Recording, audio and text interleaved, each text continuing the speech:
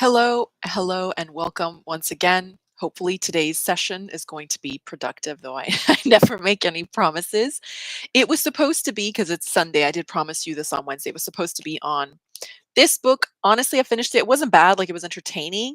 I don't know that it's valuable. I'll be honest. I don't know that it's actually valuable, but I'm happy to do a breakdown, maybe in a video instead of a live, and just kind of go over it quickly. Whatevs. I mean, if you suffer from such an affliction, overgrown male genitalia, it's like apparently it's a disorder where your parts just don't stop growing and developing, and it does happen to women. There's a female equivalent. Uh, you know, you could probably find better material that supports you psychologically, I suppose, but this is like just kind of it was okay. It wasn't bad, it just wasn't really deep, okay? But we'll go over it another time. Anyway, I'm not in the mood because as of yesterday, I've had some really interesting run-ins with coincidences, like at a bookstore and stuff. So I thought this is crazy, just like the things my friends have been sending me. So we're going to focus on love and lovelessness and the drizzle drizzle movement, which is a flipped around version of the sprinkle sprinkle for the women. So some unloved, loveless men. I don't even want to call them men. They're just male members of our species have taken to appropriating women's ideas once again and completely misunderstanding them and running them into the ground and trying to I mean, honestly, when I heard soft guy era, I did think that was really funny. I was like, that's actually really funny. And some of them are very funny with it. Like they make good jokes, even though they don't make good points. So like, I mean, you might as well be funny if you completely miss the point of the whole thing.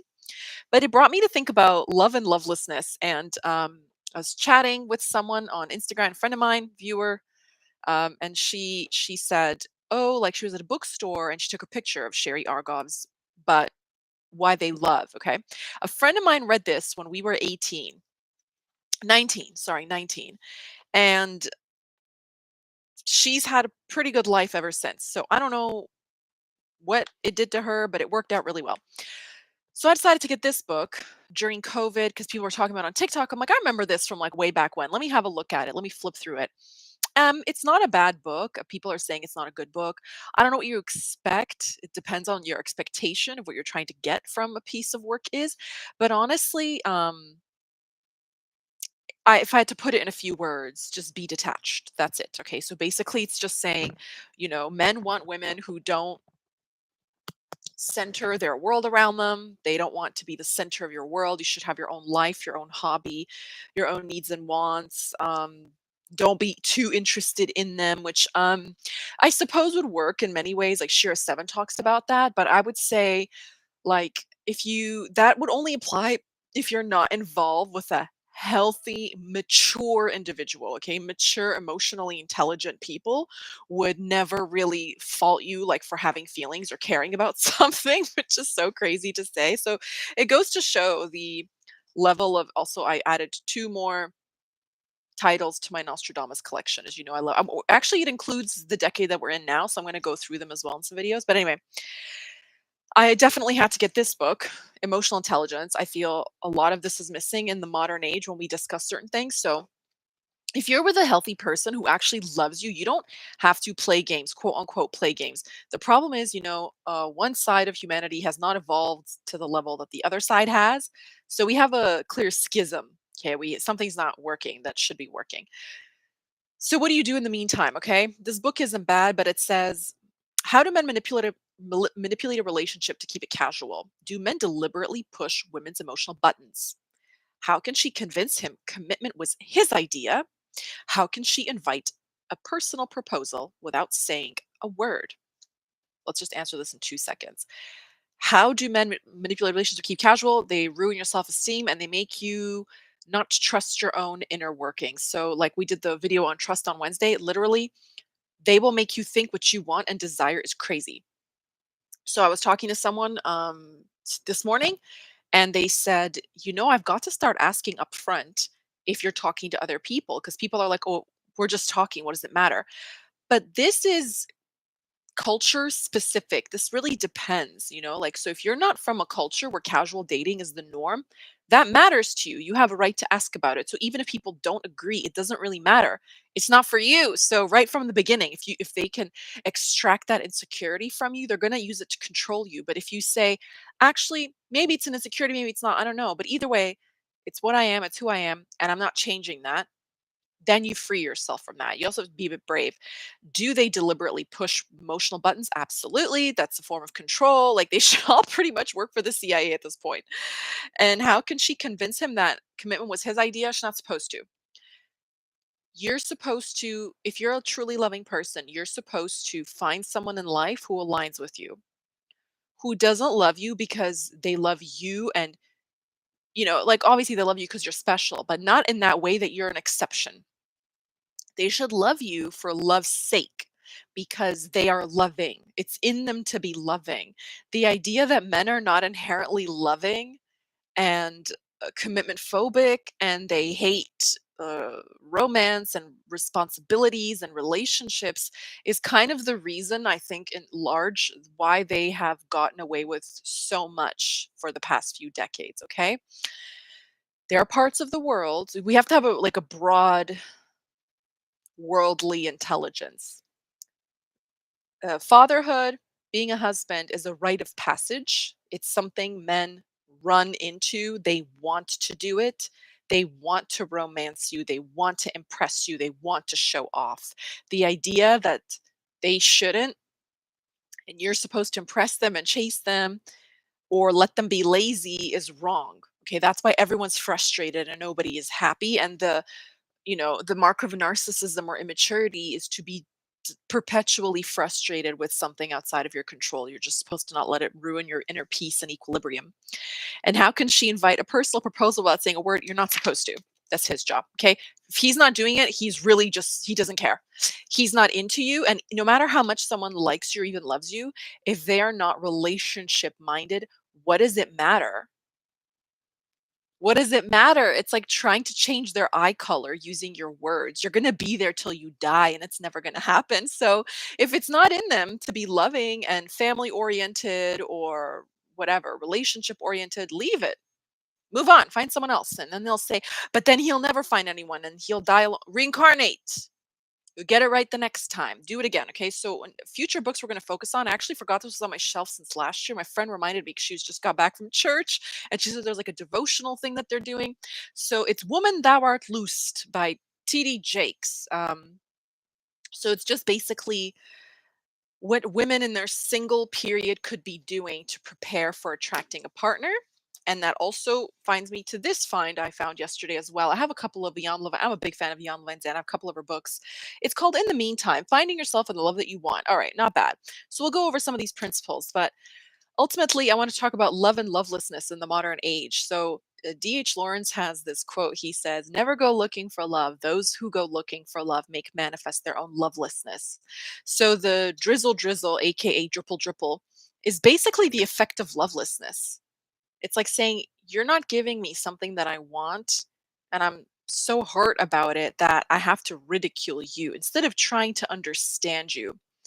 I'm going to make this mean less and trying to subdue you into seeing my point of view so that I can get what I want, even if you don't get what you want. So, in a nutshell, if you have to subdue someone for them to pay attention to you, be in your company, agree with you, that isn't love. That's weakness. That comes from fear. Okay. Love is to be truly in your own power. And the ultimate message of all of these types of books is just a fear-based thinking, that while you're in a period that you don't have something that you want, and if you're miserable about it or if you ridicule it, you're never going to have it ever. That's just the laws of the universe. So you could get married tomorrow, but because you are the way you are, you will not be happily married. I hope that makes sense. So there's a line from a movie, it's I think a book and a movie called The Magic of Ordinary Days that I love so much because I'm just like, I'm a born hype woman. I'm happy for people. I'm sensitive. I feel pain, for others a bit deeply. But basically, the woman is married to a man while she's pregnant and with someone else's child who's basically run off on her.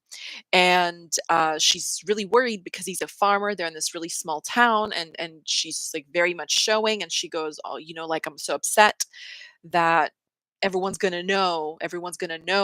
It's a huge scandal." And he says, "No one's gonna say anything." And she says, "How do you know that? People talk." And he says to her, "Because they want the best for us." And I thought that's so sweet. Like a baby's coming to the union, you're blessed, you're happy. What does it matter? Like, what does it matter? So I thought, yeah, that's like a really beautiful way to think of it. You should be happy for other people, you should be cheering them on. So if I was a man in the modern age and I wanted love and I didn't have it, I would look at the sprinkle sprinkle phenomenon that's taking over the world, which is basically the dating standard of everywhere in the world except the English speaking world, and it's kind of catching on. And I would say, well, what is the problem then? Like, I would actually try to, like, instead of taking offense, I would try to hear it out.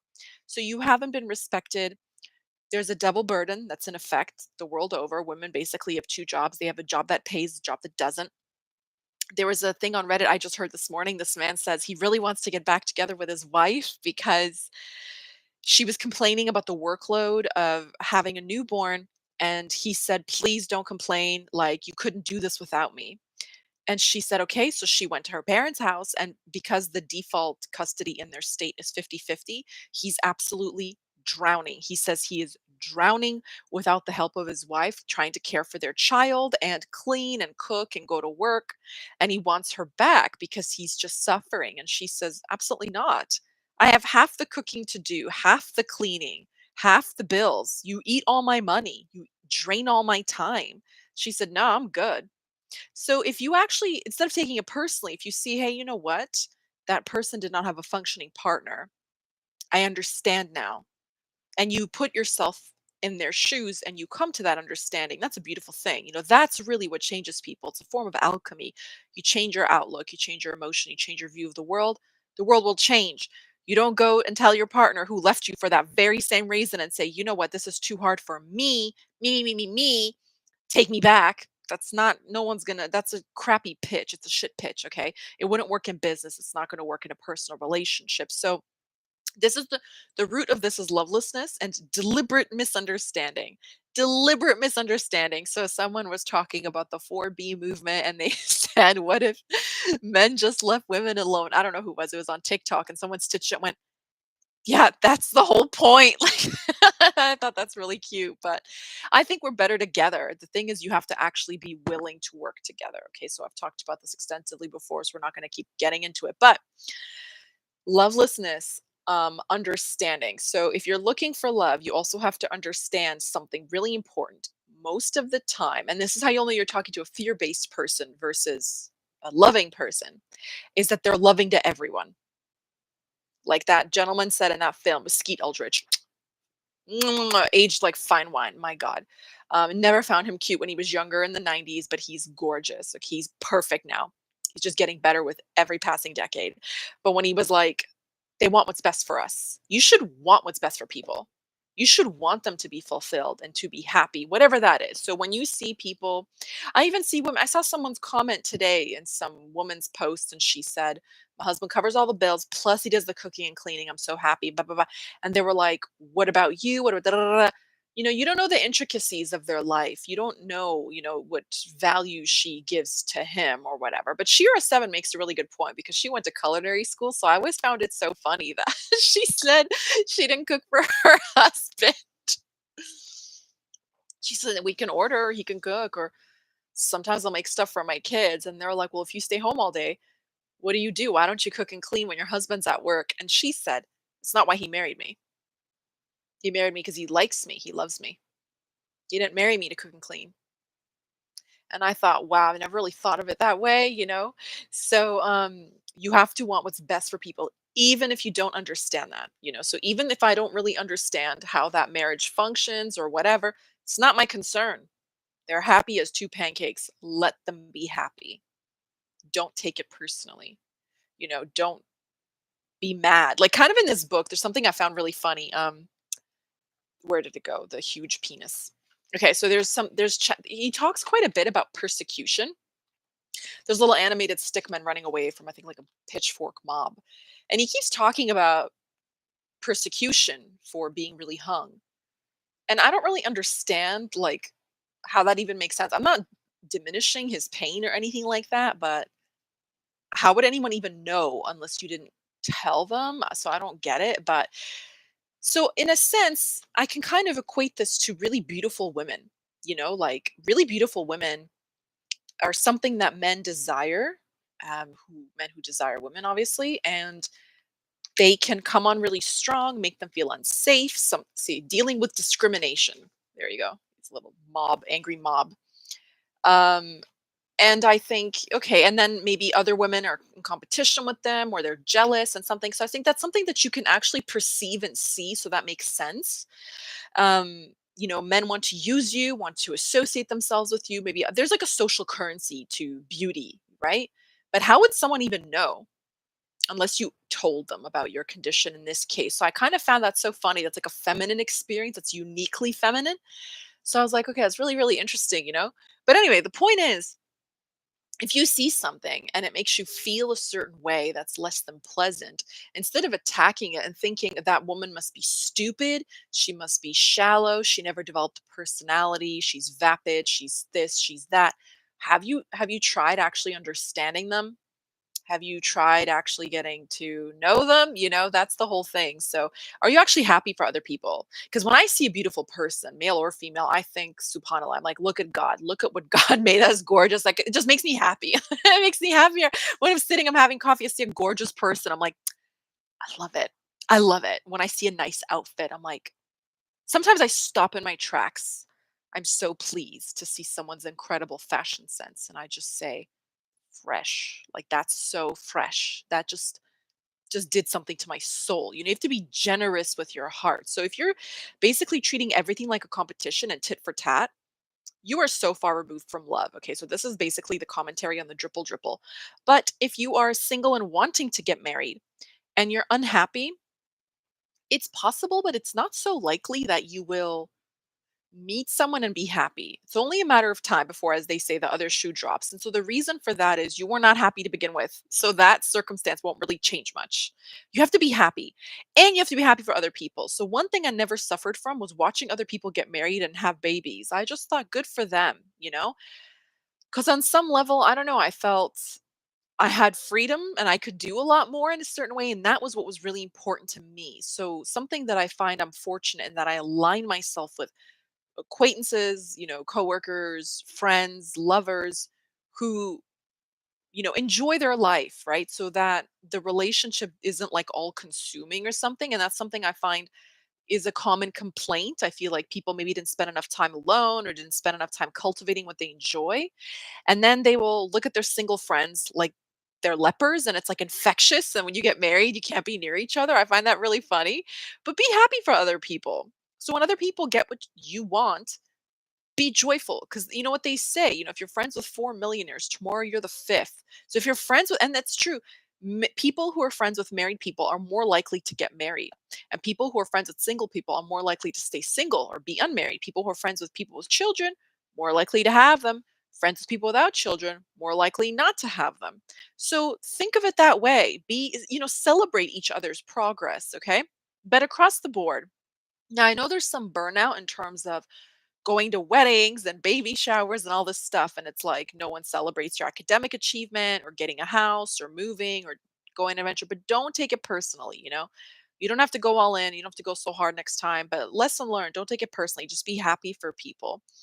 And so the reason for that is you have to understand you can enter the relationship, but it doesn't mean that you'll be happy. If you're not happy now, it really doesn't make much of a difference. And do all things with love. Actually, we should also cover Sadhguru, the Isha Foundation. Okay, he has it's like a dual book. This is relationship and emotion. Emotion is the juice of life. It's alchemy. It actually says emotion is the juice of life. There you go. So how you feel about something, you really transform that in yourself, and it will determine if you can draw it to you or not. And it's important to know what you lead with. So this is another thing I feel there's a huge disconnect in the modern age, especially with online dating, that everyone assumes everything to be casual. That doesn't have to be the case. They'll just say, "Oh, we only went on 2 dates and it's just texting." Maybe, but you have to consider that person's persona or their cultural upbringing or influence or something. Maybe for them, they only talk to one person, or maybe, hi, Karina. Oh, how are you? Hello. We're just talking about Dripple. So, anyway, so speaking of casual dating, it's maybe it's casual to you, might not be casual to the other person. You have to actually articulate that and have the courage to ask questions. So something that I hear often is women will say, I don't want to sound desperate. It's so desperate to ask men if they're sleeping with other people, if they are, I don't know, seeing other people, talking to other people. Why should I expect that level of fidelity, for example? Okay. In my humble opinion, maybe it's my upbringing, I don't know, but that is desperate. Saying I'll take scraps and what I feel doesn't matter. I don't want to look crazy. Being your true self isn't crazy. Being authentic takes a lot of courage and power, especially for a sensitive person. Ask. Nothing is less desperate. Nothing is less desperate than saying, these are my standards. I'm not okay with sharing you. I don't date to date. I date to move in with someone, have a child, or marry. And if you start as you intend to continue, you start as you intend to continue. So if you are not seriously going all in, really making a sincere effort to get to know me 100, right? Then you're free to leave. I'm not bending to your will. You can accommodate my standards, but this is my standard of treatment. I'm not bending to your will. That is not desperate. That's very self-loving. That's very self-loving. And so everyone can call you crazy, they whatever, but at the end of the day, you're not going to be up till 4 in the morning crying over some bozo. You're not going to get cheated on. You're not going to hate your life, regret your decisions because you were straight up from the beginning, right? So that's my little input. So the book, like Why Men Love B Words and Marry B Words and stuff like that, we're sort of like, just look unbothered and don't ask and da da da da. I'm just thinking, if it's not who you are, then you're not doing anyone a favor, because you're not entering into any sort of relationship with that person honestly and sincerely, whether it's work or otherwise, right? It's like lying in your resume. That's one thing. But when personal relationships are involved, we've got to keep it 100%. Okay. Thoughts? Because I've covered quite a lot, and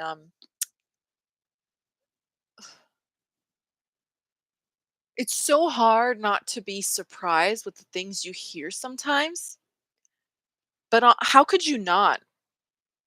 How could you not? So yeah, I just think if we have a whole generation of people who are complaining, I mean complaining, like griping online that they cannot find a spouse, you just have to, if something hasn't worked for you, you have to alter your method.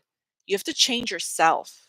You have to change how you see the world, how you see life expressed in the screen of space, as Neville Goddard and Joseph Murphy call it. I think Abdullah taught them that phrase because they both use it. And Reverend Ike, the theater of one mind, they're all associated, right? So, what is this book? Oh, Course in Miracles. Okay. So, anyways, if something's just not working repeatedly, it's not the app. It's not the speed dating. It's not the getting set up on blind dates. Those things will never, if they haven't worked for you before, they're not going to work in the future. You have to change. Okay. How you do things, you have to change, but you have to be unapologetic about it. I feel the idea of finding a spouse has to be viewed in a different perspective. Okay. What perspective is that? Speaking of which, okay, you type and I'll just say something. I was talking to my friend and I said, I think one of the reasons that romantic love is proving to be such honestly at this point, like a burden on people's collective consciousness where we live here in the West, or I'm in the West, I don't know where anyone is who watches my three viewers, is it's a form of idol worship. She said it's godless. It's actually like godlessness. It's driven by lust, it's driven by transaction, extracting what you want from someone without regarding them as a human being, because you're not integrating yourself into their life. So you don't get any growth, right? If you plant a seed and then you tear it out of the earth, you're not going to get any crop, you're not going to get a flower, you're not going to get anything. You have to water it, you have to watch it grow. But you have to invest yourself, but nobody wants to do that. So her and I, we were talking and I said, what's interesting, because so many communities in the world, we center our life on our community, our loyalty to whatever, our either our neighborhood community, our family, church, mosque, heritage, something. But it's a collective effort that when things are well, they're going well for everyone. When things are poorly, they're going poorly for everyone, right? But when you don't have a very well integrated support system or something like that, if you don't, and I want to be like, oh, I was born, da, da, da," if you're like 30, you could cultivate that, okay? You could, people do it in prison for God's sake. They have like knitting groups and they're doing cognitive behavioral therapy and you can form social network, okay?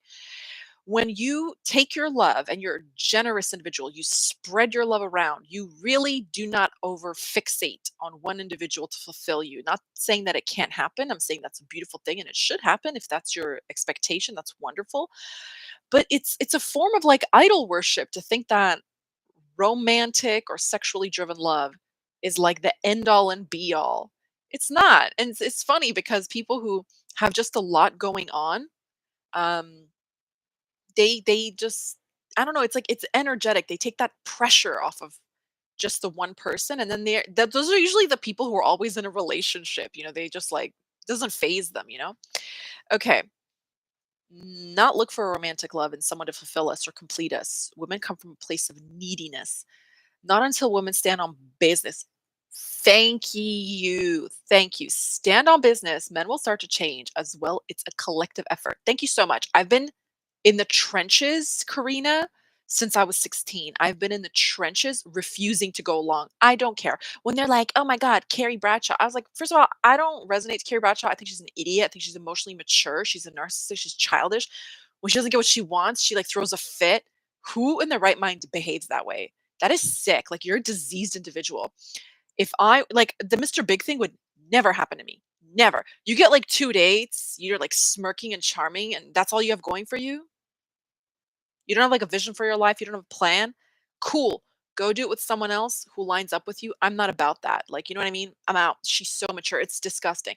So I used to get dragged. I mean like mercilessly.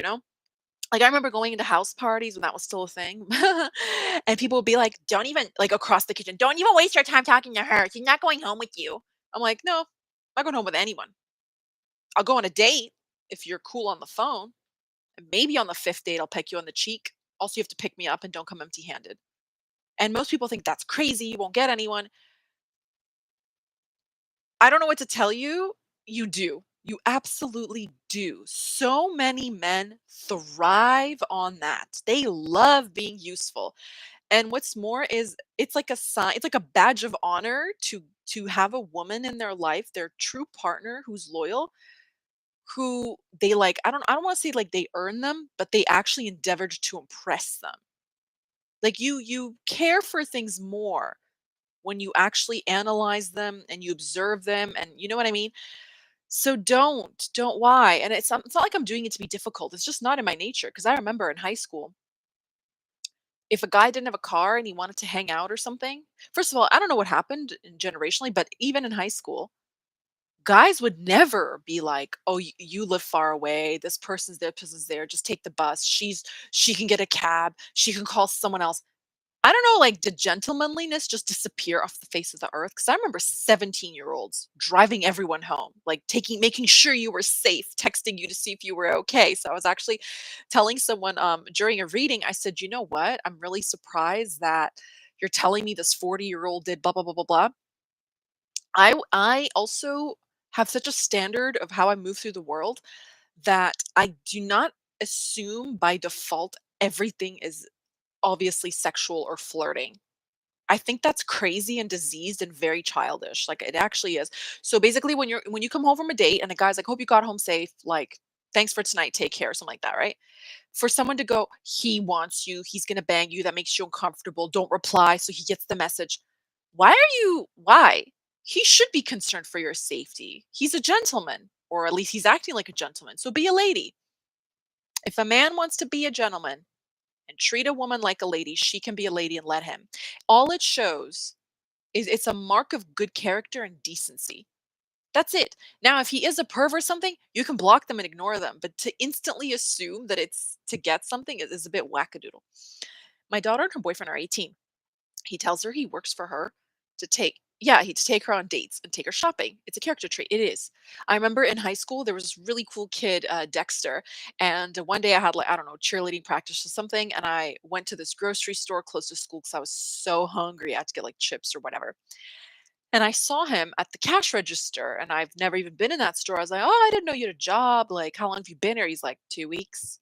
And I said, "Cool. How do you like it?" He goes, "Well, I don't know. It's just a job. I had to get it because my dad wouldn't give me money." And I'm thinking, "Okay, what would you need money for?" He said, "Because I really liked this girl I met at church, and I went home. I asked her out, and I said to my dad, 'Can I have $20? I want to take so and so to the movies. I really like this girl.'" And his dad is like a hardcore, like Jamaican immigrant, and he went, "No, you can get a job." And he was like, "Why? I told her I would ask her out. Now I'm going to look bad." And he said, "Well, son, if you get a girlfriend, they cost money and you're going to have to get a job because I'm not paying for you to take your girlfriend out. What is she going to think of you?" And guess what he did? Guess what he did? Within a week, he got a job bagging groceries. So it's a character trait. Like literally, when people like, if he wanted to, he would. I believe that so much because I haven't seen a shred of evidence to the contrary. Okay, easy come, easy go. What's given freely is not appreciated. We know this to be true. I don't know why it's any different in terms of human interaction. I don't know. People get so emotional about it. It's very, very strange for me. It's very, very simple. So you have to value yourself ultimately. That's basically the crux of all. You have to value yourself. And if you've say you're part of this like reverse 4B movement, which I think is like some of the videos I found like actually made me laugh, like pretty funny. Um, if you don't want to endeavor to understand where that is coming from, then honestly sit it out. You're better that way. Just you'll be happier, everyone's happier, etc. I forgot what I was going to tell you, but yeah, we're better together. We're better when we cooperate. We're better, in society, having communities and all that. I'm not into isolating, but honestly, I don't see how you have a choice sometimes. I'm really remember that video I talked about that girl. I don't know her username. She was on TikTok. She goes, "You guys, something just happened to me. I don't like making long videos. I don't like complaining and getting serious on TikTok." But it came out in like November, went viral. She's really, really beautiful person. She's so beautiful. And she said, "I've known men to be hurtful for a long time, but something happened to me the other day." She goes, "It just like really clicked. It just really clicked for me, like how much they don't care. And they're not remorseful about anything. They're just so hurtful, you guys." And like she went on this whole thing without a story time, just kind of talking about it. And I thought, I completely get it and I agree with you. But we have to stop and think collectively why that is. It's because there's no consequences. You have to. So before even getting there, "Hi, how are Oh, I got your email. Sorry, I think you emailed me. Sorry, I didn't reply. Also, being single is not bad. What do you think?" "Hi, I'll tell you." But the consequences have to apply from the beginning, okay? Okay, so being single is not bad. What do you think? I don't think being single is bad at all as long as you have a good relationship to yourself and a good relationship to life. So I think there's something people so we're talking about romantic love earlier. People think that to romance someone, you need someone to romance. In a way, I guess that's true in some way. I remembered my point. My point was this: most people want love because they want someone to love them. And that's just never, ever, ever, ever going to amount to fulfillment. It isn't. Because the moment that person stops paying attention to you, they get busy at a work meeting or they get on a flight, you're completely panicked, okay? Because your source has been removed from you, you know. You have to be shining and radiant and joyful no matter what. So the key to finding love, number one, is not to look for it. And number two is to look for someone to love. Because what you signal to existence, God, the universe, your subconscious mind, whatever, your psychology is so different. When you have a generous spirit and you're looking someone to flow your love to, is very different than when you're like a beggar. Like, "Please look at me, please love me, please, please, please." When you say, "I have so much of this, I can't, I couldn't give it away. I couldn't give it away fast enough." It's a very, very different experience. So, take your love, spread it around. Like a friend of mine she said, "I'm going to start volunteering. I've got time. I've got a lot to give. Why not share a part of yourself with the world?" Artists are particularly good at that. They put a piece of themselves out into the world. But if we were to get really, spiritual about it and technical about it, Life doesn't know the difference.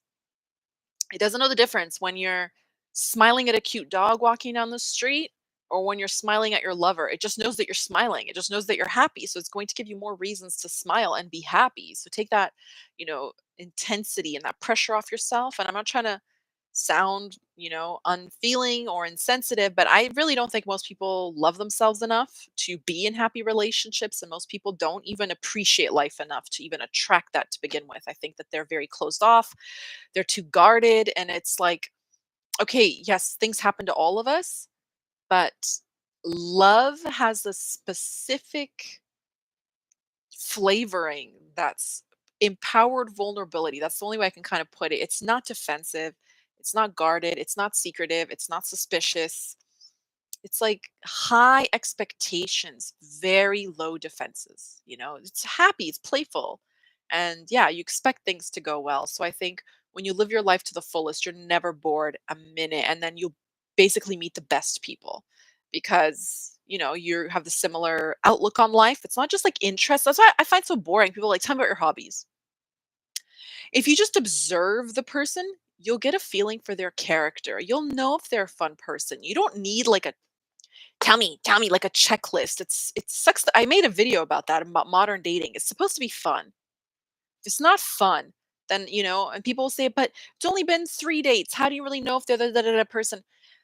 Because stop looking at those external things. Think about the experience. If they reduce everything to a transaction, to a formula, to a this, to a that, how fun can they possibly be 30 years into a marriage? It's like pulling teeth. Like everything's like a grocery list. Did you make me smile today? Did you reciprocate today? Did you do that? Did you do this? It's like, stop, stop it. Two whole people need to get together and kick it. That's obviously the best. But yeah, I don't think being single is bad if you understand how to love yourself and how to love life. And that's all there really is to it. Only thing I would say is a huge hindrance to romance is insecurity and immaturity in general. Oftentimes they go together. But that's one of those things that's so fascinating because you can't speed it along. People either it clicks or it doesn't click. And that's something I find so funny. People, so we'll talk about money because a lot of men these days are really offended that like women want men to spend money on them. But women have always wanted men to spend money on them. What difference does it make now? So Shira Seven has this thing. Someone said to her, I don't know, her whatever boyfriend or sugar daddy like hurt her feelings or something. And she said, "What should I do?" And she said, cash in hand. And that's it. That's the only apology. And I agree with this because if you think about, and that's why I subscribe to groveling. If someone can't grovel, you're not mature enough for me. You're not mature enough for me. I'm going to say that again. You're not mature. Why? Because what you're saying is you're not taking accountability and responsibility for the emotional or psychological damage that this has done to me. And there's restitution, okay? You have to put the person back into the position they were in before you hurt their feelings. So you have to grovel. You have to fill their cup emotionally. Their cup has to floweth over. And you have to make up for the now mentally and emotionally unproductive time that you've caused them to have by hurting them. Had you not hurt them, they would be equally productive, but they're not. So you need to make up for it in a visual way. I've talked about my dear friend on here before. How do you start loving yourself? That's a really good question. And I'll answer it. But she said, I would never leave my partner. Never. Because he's a rare man. He's a rare person in that. I can't even believe she said it. Because at the time I thought, what in the hell? She said, even though he's a Gemini, she goes, he understands. She goes, every man will hurt you. Every man will hurt you. That's just life. Anybody you end up with, you're gonna fight. Okay. But she said, he understands how to do something to make it right. And most of them will not, even though they know that they should. Even though they know that they should, they won't because they don't want to admit it. And sometimes it just makes them feel so guilty. They don't want to. She says, I never have to worry about that. The second I'm upset, my phone is ringing. They're long distance at one point. He would literally, she would get so heartbroken over something. He would just, without telling her, he would get on an 8-hour flight and just show up at her door and be like, let's go shopping. I'm so sorry. I'm on my knees. And then they have a joint account that only he puts money into. And when he's at work, he's a surgeon. I'm so busy. I can't talk. I'm so sorry. But Go cheer yourself out, take a friend to lunch, buy yourself a dress." And he would just put money in there. And she goes, "Do you understand? Do you understand that it's the only way that you can really even it? You can't turn back time. You can't take back what you said. You can't undo what's been done. But you can do the equivalent to balance things out." And she says, "They know. They know that. And if you don't demand it, then they're going to treat you worse the next time. Everything that you tolerate, they're going to like it's like drawing a line in the sand. They just kick the sand and push you back further until you're off drowning in the deep blue sea. You know what I mean? You're like clinging onto the shoreline for dear God, for dear life. Don't do that. Like actually tell them, words are nice, but at the end of the day, it's not enough because you'll just do it again. You have to feel the hurt in some way. And people will say, "Why is it always men, money, men, money, men, money?" Well, what else can you do? There has to be a gesture because that mental and emotional pain has cost me my time and my productivity. And money is energy and productivity. It's time. That's all it is. It's a manifestation of that. It's a manifestation of convenience. So go get the flowers. Go get the jewelry. Go get the whatever. Okay. How do you start loving yourself? How do you start loving yourself? It's such a simple question, but it seems so hard to answer. I would say appreciate yourself any way that you can. And I'm going to say something. I don't remember who said it. I mentioned it in a recent live. I think it was like a psychologist or something. I don't remember who though. And they said the key to learning something new is unlearning everything old. So a lot of the times when people suffer with confidence, self-esteem, value, self-worth is because their image of themselves is clouded by things that are not even theirs. It was put there by something else. And as much as I would love to say it's society, you're not 4 years old. Society, yeah, I know, I understand. Like it's marketing and media and makeup companies trying to sell you this, that, the other. But you have got to transcend that. You have to get it out of your system. It doesn't belong to you. It's put those insecurities were put there so people can make money. And I don't care who perpetuates it. I don't care what the it girl is at the moment, the model, the actress, the reality TV star. That has nothing to do with you. Okay. Karina says the same way you start loving strangers. Thank you. You look for things to appreciate. Isn't that so funny how trusting human beings are? People say I have trust issues. The last live is on trust issues. There's something I didn't mention, but it's true. You trust something constantly by default. You can't help but be trusting. You're a naturally trusting creature. And so people who say they have trust issues literally trust the fact that things will go wrong for them, or they trust the fact that some people are just generally terrible. They trust that dating is hard. They trust that marriage is hard. They trust that the economy is bad. Those things are all trust. And then you'll say, "Monica, you're crazy. Haven't you seen the news?" I see the news every day. I don't let it in my spirit. I don't want that in my spirit. I don't let it pollute my mind. I don't let it affect my soul. I don't believe it. I don't believe it. People will say, "How do some people lose weight easily? How do some people age well?" Maybe, and then they'll say it's genetics.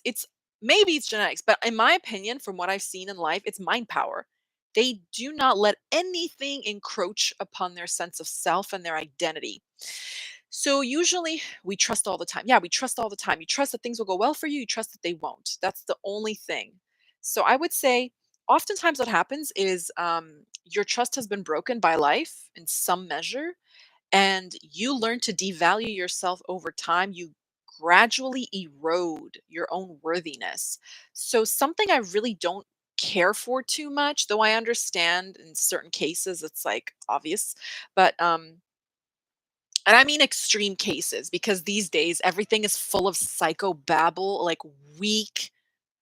It just needs to be obliterated off the face of the earth. I can't stand this constant blaming, blaming, blaming. Just take responsibility for your life. I can't deal. I can't deal. But basically, I think it was like someone at a seminar with Gabor Mate, Dr. Mate. He's like a genius. And they said, "How do I forgive or how do I explain to my parents how much they've hurt me?" Okay, when people say that, you have to understand the moment you're born, you're pretty much traumatized by like physical incarnation. Everyone is walking around completely wounded to some degree. Your parents did what they knew how to do at the time they knew how to do it. They did their best. And when they did their worst to you, that was still them doing their best because that's all they knew how to do. If they were like, in the 50s, where there's like horror stories of like drunk parents and dads mostly who would like put out cigarettes in their kids. Why would you even want to explain to that such a monster? You know, why that hurt you? And just don't. Most of the time we have issues with our parents because they kind of blocked our dreams, or like I was really musical growing up. My mom would always say things like, "Yeah, but that's not a job or something." I don't know what I could have been. I don't know. I gave up playing 4 instruments and like all this other stuff. But it doesn't matter because she was doing her best and it's never too late. And to sit there and go, "They stopped me. They da, da, da, da," it's like it doesn't help you now. Move forward with what you have. And another important thing is explaining to the thing that hurt you that it hurt you does not facilitate your healing. That's all I can say. I don't know how to explain it. I could just feel it churning in my solar plexus when I think about it. I just think that's so counterintuitive. Just that doesn't make sense. Thank you, Karina. Yeah, it's like, why are you wasting your breath on that? And you know what's worse than that? When they don't even care. That's the thing with dating. Girls will be like, he hurt me so bad. He's not even sorry. And I cried and he didn't apologize. I'm thinking, you wasted, like, it's a sunny Sunday afternoon. A stranger could stab me and I can be confused and hurt by it. I'm not letting you ruin my day, man.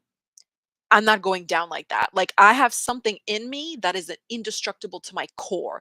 Like, I would rather I just don't give in. I just don't know what to say. I honestly don't. I would never let anybody see me like that. I would just think, if you're not genuinely sorry, the fault is yours for hurting a good person or good-hearted or well-meaning or sincere. A lot of people dog on, even Jordan Peterson talked about it, like, you can't be naive, you can't be naive, da, da, da.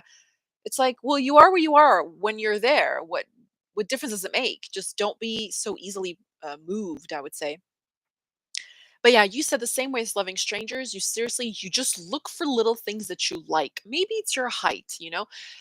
Maybe it's your eyebrows. Maybe, one, like, what do they have that like tweet about, like, my eyebrows, like the left one does yoga at 6 in the morning, works the 9 to 5, has a degree, drinks green juices, drives a Porsche. My right eyebrow woke up with, dust under its fingernails, hasn't worked out in a year, eats Cheez Its for breakfast, like, just look at your eyebrows. Just compliment yourself. Compliment yourself on your nail bed. Compliment yourself on something.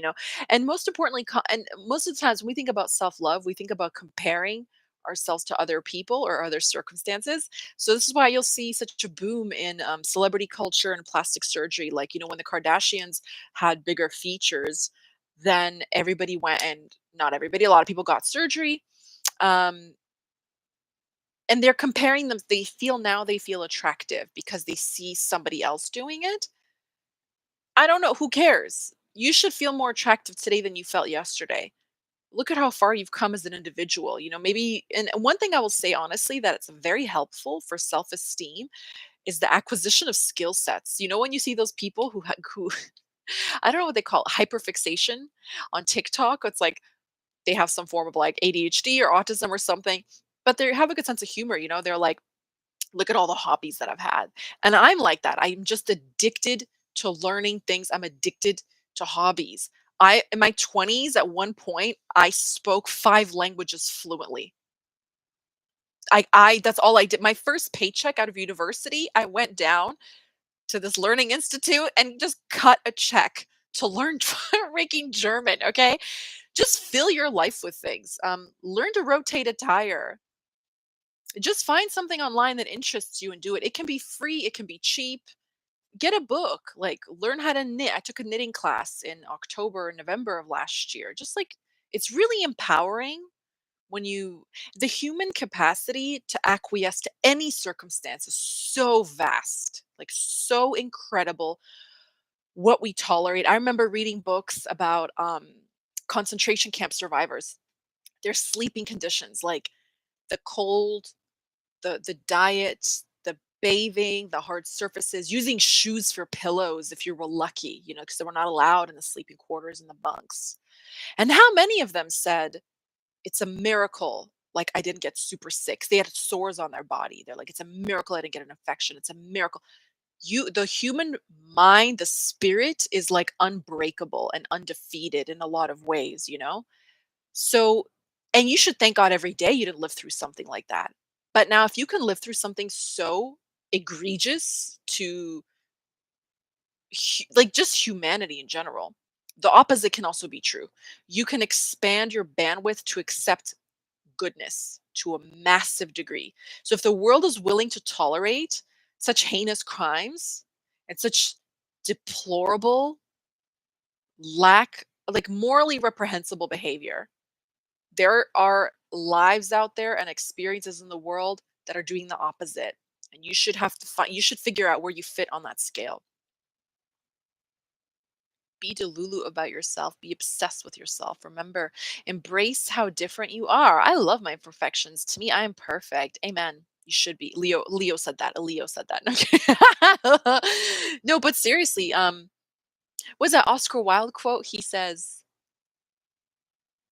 "Be yourself. Everyone else is already taken." Okay, yes, just be yourself. That's our power.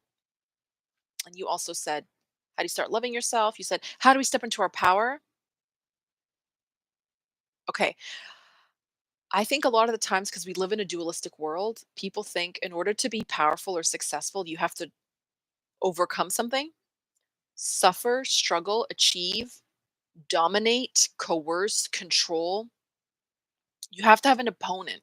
The opponent is going to be the economy, someone who does sports. You have to like wrestle and tackle something to the ground to get a medal and to get a trophy, a little sash, and like win, you know? You don't. Your power is non-reactivity. Your power is being so secure in yourself that you don't blow things out of proportion because you don't let them get to you. You have really strong, pardon me, internal boundaries. You have really strong sense of self. And I think something that happens a lot is people think I'm not special enough to carry myself that way or some whatever. Again, that was put inside of you. It was put inside of you. It doesn't belong to you. I also think it depends where you live. Like I was talking about the importance of community earlier. Where I live in the West here, the most dominant theme is consumer culture. So consumption is sort of the order of the day. Like I remember reading stuff on TikTok, people saying, I paid for this degree and didn't get good marks. So like I complained, I wanted better grades. Well, then you're not really there to learn. You're just a consumer. You're not an academic. You're not a student, you know? You have to and I get it. Like I've been in school for a long time, obviously, And there's some things I don't really like about that whole thing is like a scam to me, but the point is that you're not spoon-fed things. You have to actively take control of your own learning, especially the graduate level, no one's gonna help you, okay? But that's the whole point. You're kinda like it's like that alpha male boot camp where you're, like, pretty much paying people to make you carry logs and do heavy, stupid stuff, um but the whole thing is, like, living in a culture where consumerism is so prominent, there's, like, a fear that if you do something that's different from other people, you're different and you're gonna be left out. That we're supposed to consume the same media through the same means. Let's say music for Spotify or something. And if you don't have it, you're weird. I don't have it. Everyone's always asking me why I don't have it. I'm like, I don't have it. I don't need it. I don't want it. I don't care. If I want to listen to something, I'll go on YouTube. I'm not interested. I'm not resistant. I'm not persuaded. I don't see why it's not that important to me. You have to be willing to do things other people aren't. Like thrifting is really popular, and that's great. I think that's good. I think it's more sustainable. I think you find the best stuff. I think it's magical. But when I was doing it in high school, I just got made fun of. They're like, you work at Toys R Us. Why are you acting?" They used to like think I was like nothing wrong with being poor, but they were like, you da, da, da. And I think, but I don't care. I don't want to go get a disposable T-shirt at H&M that falls apart after 5 washes. I don't want it. I like my clothes. You have to move through life doing the things that you enjoy without justifying yourself. And it's so funny because when it's undesirable behavior, like a drug user or a gambler, we just think, oh, they have a condition, just accept it. They need help. We have to help them. But when it's a healthy habit, like I don't have to explain myself to you. I have very strong boundaries. I have a very strong sense of self. Honestly, the only reason people take issue with that is because they're mad that they didn't get it. They're mad they didn't figure it out when you did. So I used to get in a lot of trouble with authority figures, not because I did anything, they just didn't like me. And I said one time, shut everybody up. But I said, what's interesting to me? I was like my mid 20s. I still am, right? And I said, we spent all that time in school talking about like ABC, I love me, you know, sticks and stones, break my bones, words will never hurt me. I like who I am. I like myself. Confidence is key. I believe in myself. All that stuff when you're in like grade one, grade two. The second you leave high school, that goes out the window. That goes out the window. You're supposed to think about what everyone thinks about, say what everyone says, agree with what everyone agrees, do what everyone does, be on the same plan. You're literally living a life you didn't choose. And if you don't, they try to make you look crazy. I'm not having that. I never had that. I mean, it used to bother me sometimes. It kind of like hurt me when someone who was dear to me would say it to me as though it was a character flaw. But I just came to figure out we're just different. I never drank the Kool Aid and I was made to feel crazy about it. And now I just think, oh, with time, no one cares. Eventually, we all turn 40 and you just don't care. So it'll catch up. It's actually opposite when we are different and when we show ourselves who we truly are. No one is going to let behind you, but you are going to be in the center because no one sees you like you. That's true. So even in like manifestation circles, no one can manifest for you. No one can feel for you. It's just the way, like sometimes you can relate, if something happens that's treacherous, you can say, oh, that's really awful. I'm very sorry. I'm empathetic to that. That's terrible, right? But in that moment, like unless you're a mother, because they say that a mother is only as happy as her unhappiest child, right? Like that, I'll get it. They'll say, whatever you feel when you're sad, if your mom knows, she's 10 times more miserable than you are, right? But apart from that exception, I think, yeah, it's only you. It's relation to you, you versus you for you, or you against you, and your world reflects that. So if every guy you meet is no good, you've got to change how you think or you've got to raise your standards. If every woman you meet is no good, it's you. It's just you. The world is full of good people. You've got to alter that mentality. Okay, I think we've made it to almost an hour. Can you believe it? Amazing. All right, we're going to do, I don't know what to do next. I don't know. Anyway, on Patreon, we're going to do our monthly calls. We're starting a segment on Tantra. So that's been received with enthusiasm. So very excited for that. And we'll keep going with Neville Goddard. And I'm going to summarize the books on emotional intelligence and relationships. And I look forward to seeing you on Wednesday. Thank you for being here. And I hope you're enjoying the rest of your weekend. Okay, bye.